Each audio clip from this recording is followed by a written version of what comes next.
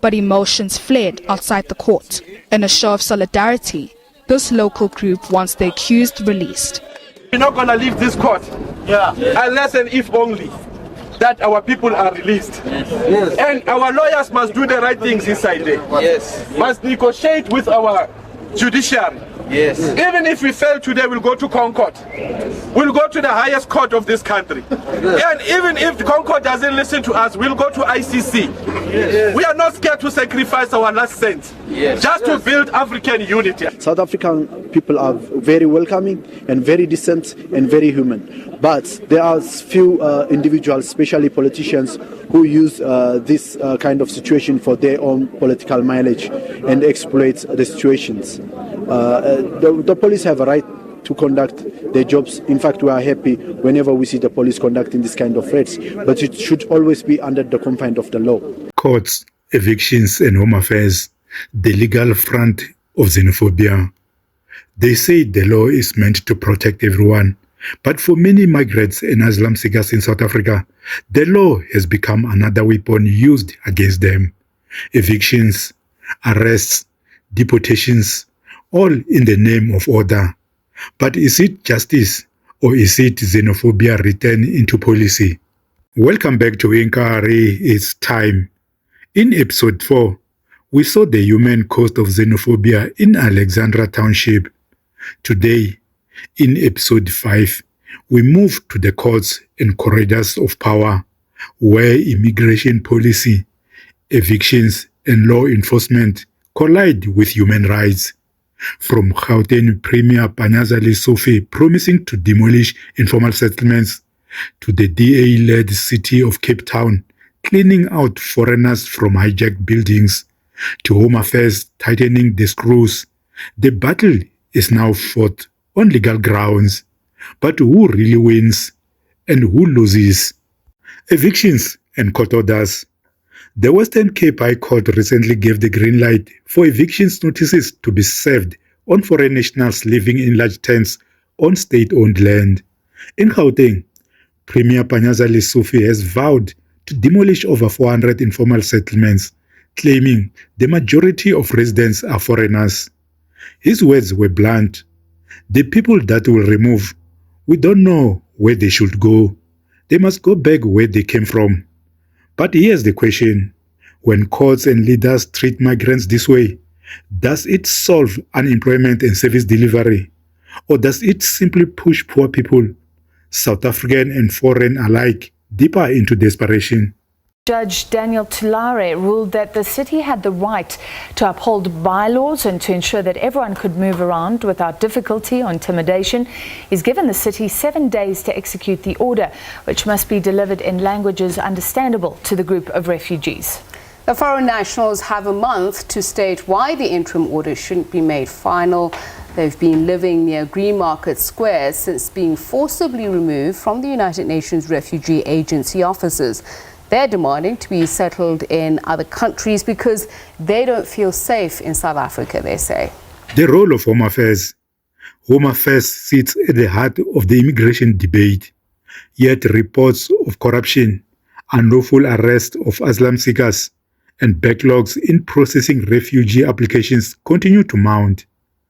Instead of providing clarity and fairness, the system often leaves people undocumented, making them vulnerable to arrests, deportations, or even exploitation by employers.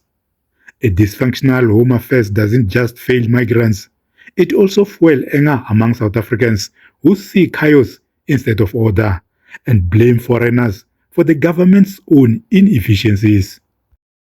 This cause to leave my country to come in South Africa. Time they raped me, they think maybe I was dead.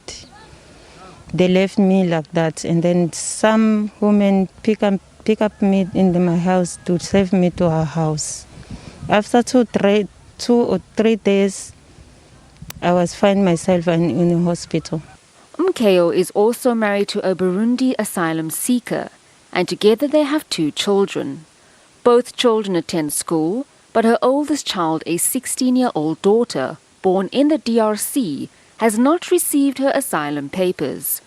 Another challenge that the family experiences, that asylum seeker permits expire quickly. The asylum seeker permit is a temporary permit, so they are constantly having to renew them. And they don't have the same rights and privileges as a refugee. Yes, it's a safe place, it's a safe country, it's free country. Yes, you can say it's free country, but for us it's not free. It's not free because many people, they take advantage. Even you do have a right, they can give you a right because you are a foreigner. The COVID-19 pandemic has also created more challenges for asylum seekers and refugees alike, as Home Affairs offices were closed at some stage. Daniel Dunia, who runs a refugee organization, says this prevented them from renewing their permits. Getting ill treatment from the government, especially the Department of Home Affairs. You will note that the Department of Home Affairs is still closed since the beginning of COVID-19 lockdown. The Home Affairs which deal with refugees is still closed, but other Home Affairs which deal with South Africans is open. And we feel that is discrimination itself from the government. All assistance from the government, refugee was left out. The only refugee lived because of the support from the churches and NGOs which was able to assist refugees. KwaZulu-Natal has in recent years seen a series of attacks on foreign nationals. Dunia believes much more needs to be done in the integration process of foreign nationals in local communities. And the issue of xenophobia, we are victims of xenophobia every day in our life. You will note that since November last year to date, refugee and asylum seekers who've been trading at the workshop free market was removed by the MK veterans. And the government have failed to integrate back refugees and asylum seekers to a place of trade. According to a report by the United Nations Refugee Agency, in South Africa, there are more than 266,000 refugees and asylum seekers. Law versus human rights. South Africa is a signatory to international refugee conventions. Our own constitution guarantees dignity and equality for everyone, not only citizens. But in practice, evictions, healthcare denials, and harassment at schools suggest that these rights are being applied selectively. When the law becomes a shield for some and a weapon against others, justice itself is compromised. The bigger picture: evicting foreign nationals from settlements won't magically fix unemployment. Deportations won't build jobs. Demolitions won't end corruption. Instead of using the courts and Home Affairs to target the vulnerable, leaders should be fixing the root causes of frustration: inequality, poor governance, and lack of opportunity.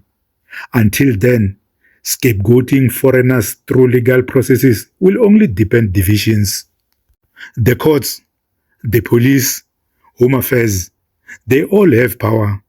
But how they use it determines whether South Africa becomes a nation of justice or a nation of exclusion. Xenophobia doesn't only happen in the streets. It's also being written into policies, enforced through raids, and legitimized by court orders. So here's the challenge to all of us. Do we want a legal system that protects the vulnerable, or one that crushes them? Do we want laws that divide, or laws that build unity? Share your thoughts in the comments below. Subscribe to Inkari It's Time, and let's keep this conversation alive. Because the future of South Africa depends on the kind of justice we choose today. Thanks for watching and take care.